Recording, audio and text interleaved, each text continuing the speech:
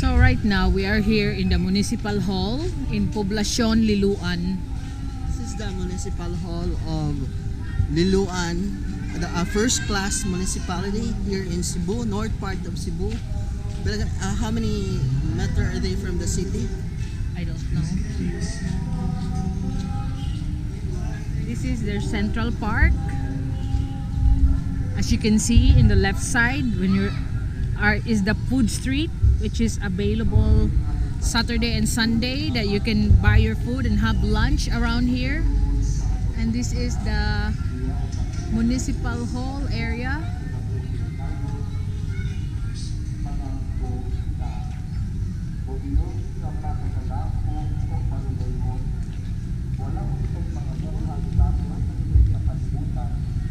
And this is the Christmas tree of the Municipal Hall.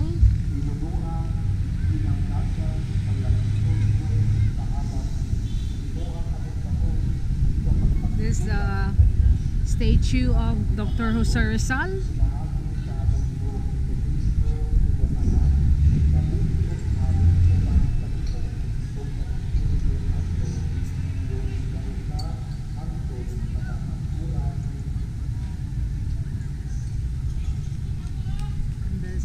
Christmas tree and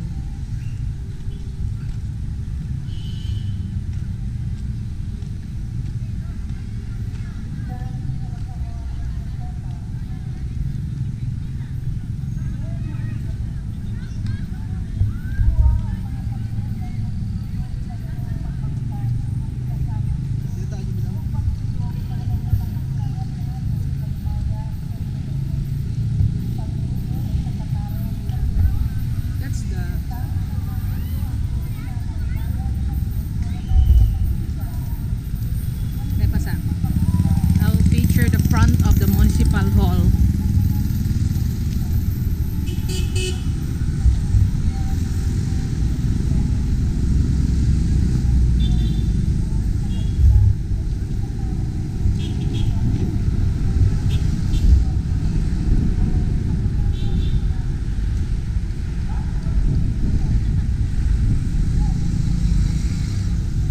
So this is the busy streets of Liloan. There, the children, the children selling the masi. Yeah, everywhere, across. Oh, nagsuno na siyang masi. Labang ta.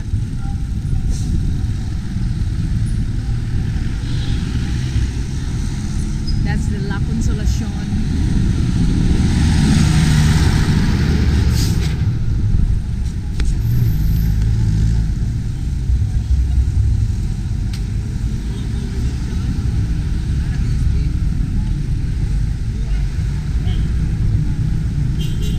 Jiban.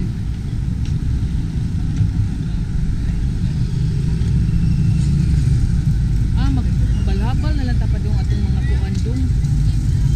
Katugay sa si Titays. Wala doon naman si Titay, madam. Titay sa unahan. Katugay sa kuan sa katong mga bay.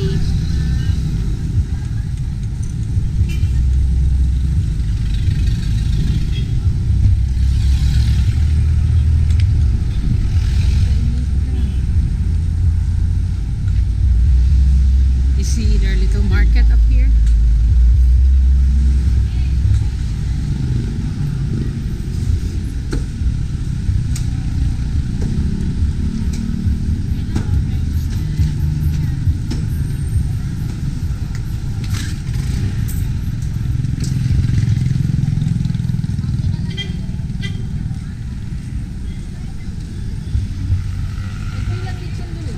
Nagpilang kilo lechon diri? 440. So the lechon here is 440 per kilo. In Karkar, it's only 400 per kilo. Yes, these are the hanging rice.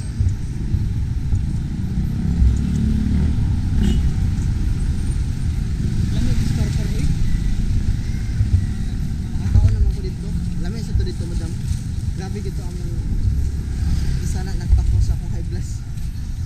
Sa una, dito ka po, Creds. Dito ka na kami.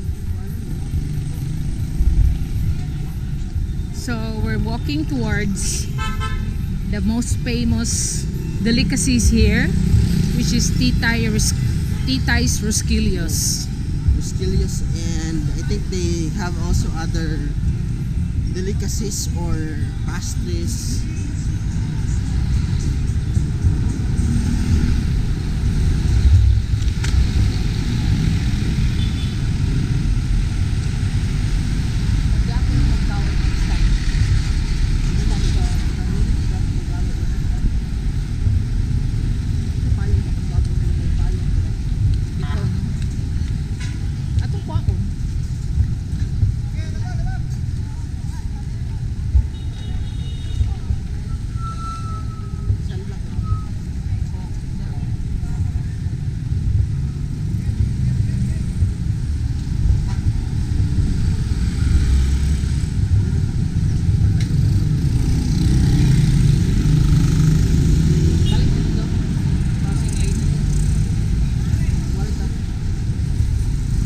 Because it's very hot.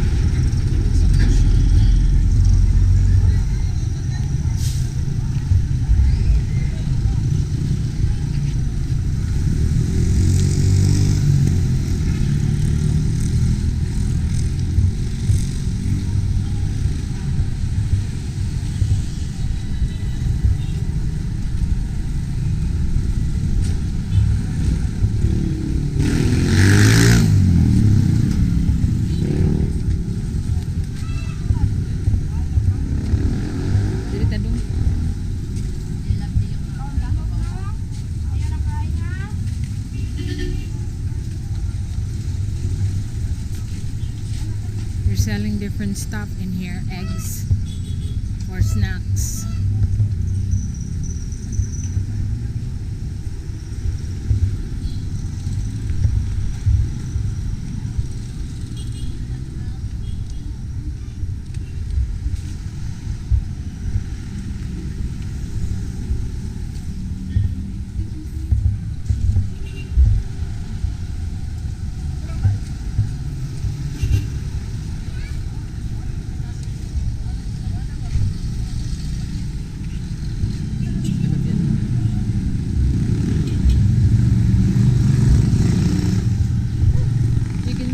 The sea line, coastline there is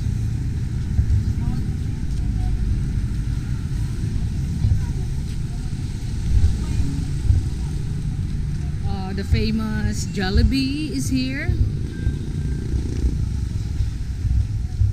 Jollibee is in the US. It's in New York already. All right.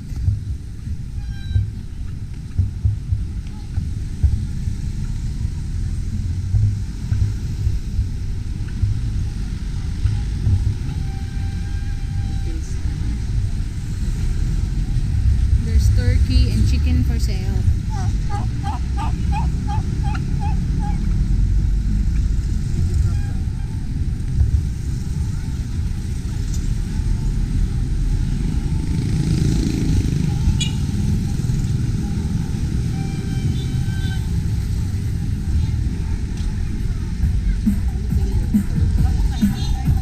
Yeah, and there's an used clothes center, okay.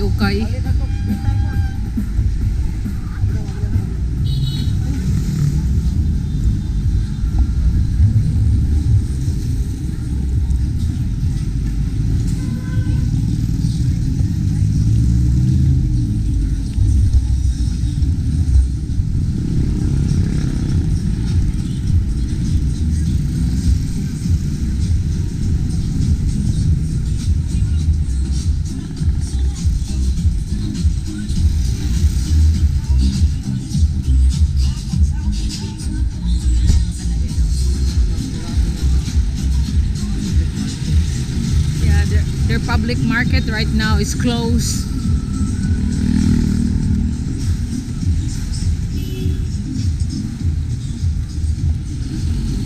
Where is the fun field? I think it's transferred to look. Fun field Frasco. It's like free ride. Sulunod dito. Ato i-feature na.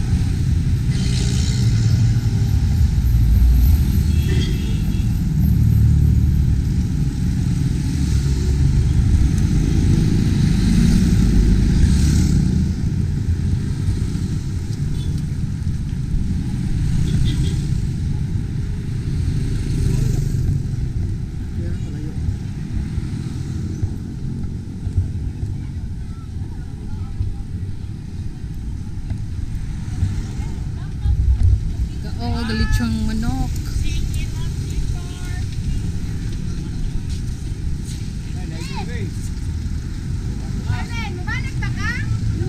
Hapon ako. Guys. Pila kalayo kaya ay.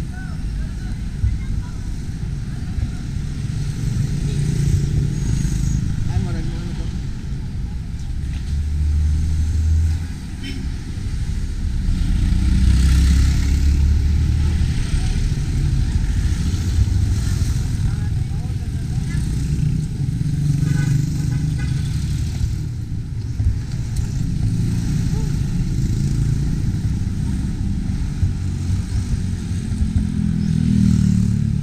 Why are you sleepy?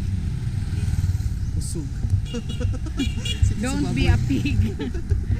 Because after lunch, Sen feels sleepy. I said, don't be a pig. Sakit sa baboy.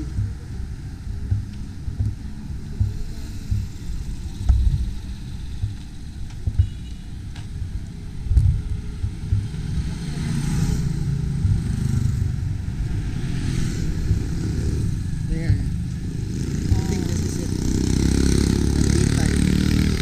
Tita is Rosillos.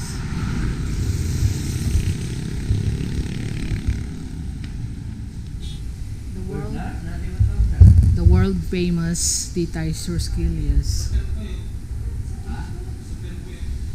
Roskillios are like this.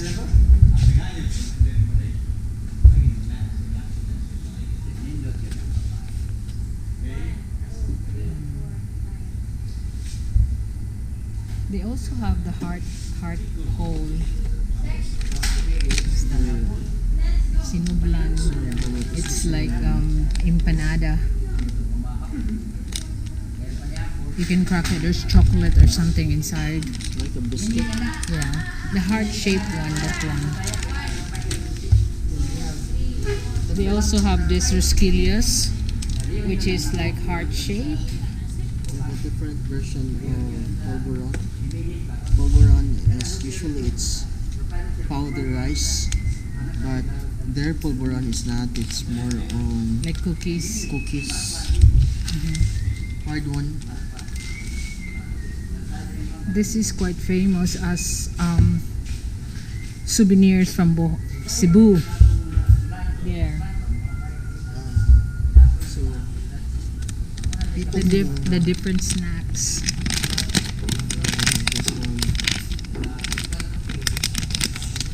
How much is that one? For a bag of snacks. Tagpila din siya. Cheaper So, siya kumpara sa For a bag of snacks like this is 350 pesos. You got like 5 different types of souvenirs, snacks from Cebu. You also have the utap, which is another popular snack from Cebu, utap. But for Titai's brand, this is usually they're known for Roskillios because utap is known by Shamrock is more popular than Titai's on utap cookies. And these are the I think this is their lounge, their coffee lounge. It's actually very social. So look at the This is the matriarch of the mayor or the political family here. Margarita, Titay Prasco.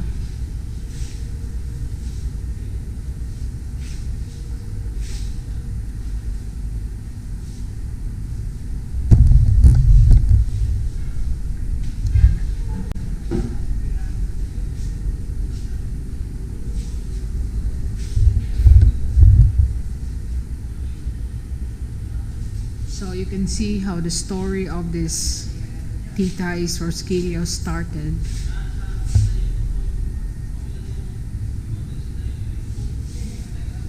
Actually, the ambience is quite very classic, very very classy. Yeah, it's air conditioned here. Air conditioned. So these are the different products that they do. There's Titay's Galletas, Galletas de Carmen. There's Titay's Utap, Titay Holandres, and of course the famous Rosquillos with a round middle and the heart-shaped middle hole. You get a round hole and the heart-shaped hole.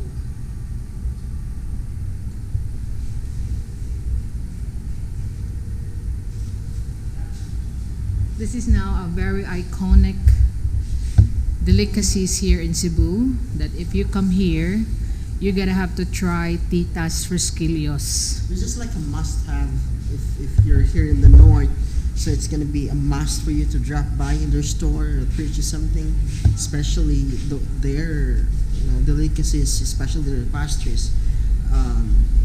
It's funded by the Frasco, a political clan here in Liloan. So presently, the mayor is Doug Garcia, which is married to the Frasco. So it's a good business actually. And this is what made the family famous. These are the broken Rosquillos, the rejected ones. They still pack it and sell. Pila ka ni? Yung mga presyo. Sa lubong mo dalawa. They have banana chips. Banana chips, but banana chips are more famous in Karkar.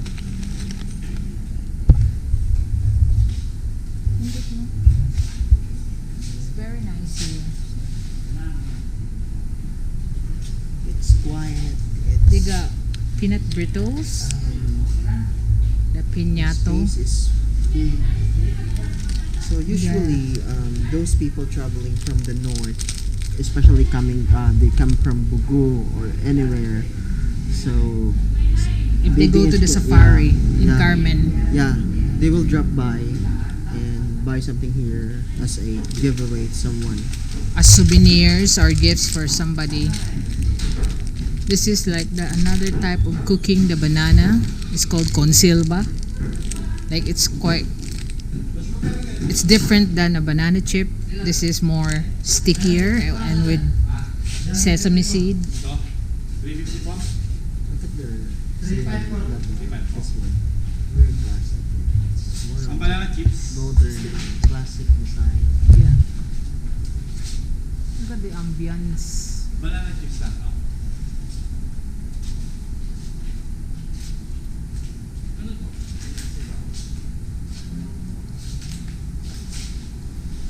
I think it's an architectural purpose because this organized.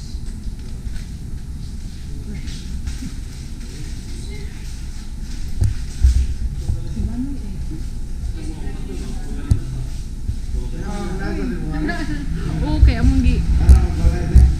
Tanawin ko na lang mo no.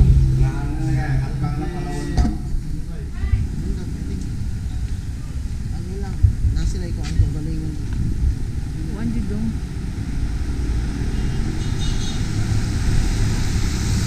They have renovated the old Spanish house of the Frasco, and then it becomes the iconic building